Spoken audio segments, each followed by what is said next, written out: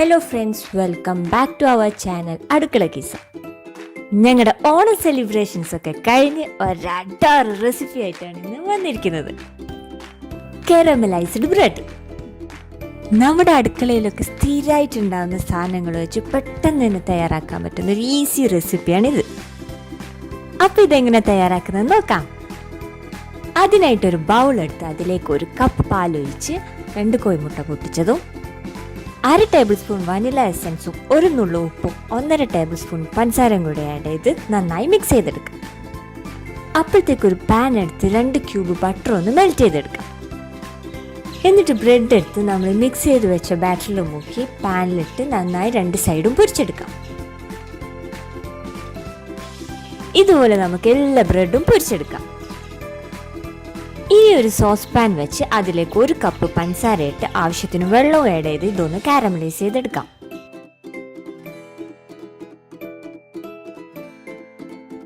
നിങ്ങൾ സ്പൂൺ കൊണ്ട് ഇളക്കല്ലിട്ടോ കൈ കൊണ്ട് ഇതുപോലെ നന്നായി ചുറ്റിച്ചെടുക്കാം.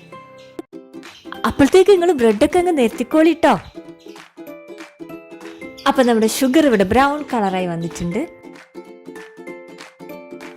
ഇതിലേക്ക് 2 ടേബിൾ സ്പൂൺ ബട്ടർ ഇട്ട് മെൽറ്റായി വരുമ്പോൾ 1/4 കപ്പ് പാലൊഴിച്ച് നന്നായി ഇളക്കി കൊടുക്കാം. ഈ ഒരു ടൈമാണ് ഇതിൽ കുറച്ച് റിസ്ക് ആയിട്ടുള്ളത്. ഇനി ഇതിലേക്ക് 1-2 നേന്ത്രപ്പഴം കട്ട് ചെയ്തിട്ട് വേവിച്ചെടുക്കാം. നേന്ത്രപ്പഴത്തിന് പകരം റോബസ്റ്റോ ചെറുപഴം ആണെങ്കിൽ ഈ സാധനം വേറെ ലെവൽ തന്നെയാണ് കേട്ടോ.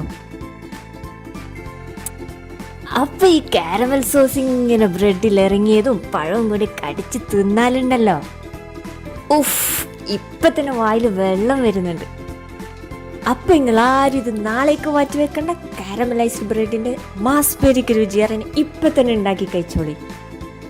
ഇതുപോലുള്ള നിങ്ങൾ കാണാത്ത കേൾക്കാത്ത ഈസി റെസിപ്പീസ് ആസ്വദിക്കാൻ അടുക്കള കിസ്സ സബ്സ്ക്രൈബ് ചെയ്യുക, സപ്പോർട്ട് ചെയ്യുക, ലൈക്ക് ചെയ്യുക. Press the bell icon. Please like. Please subscribe.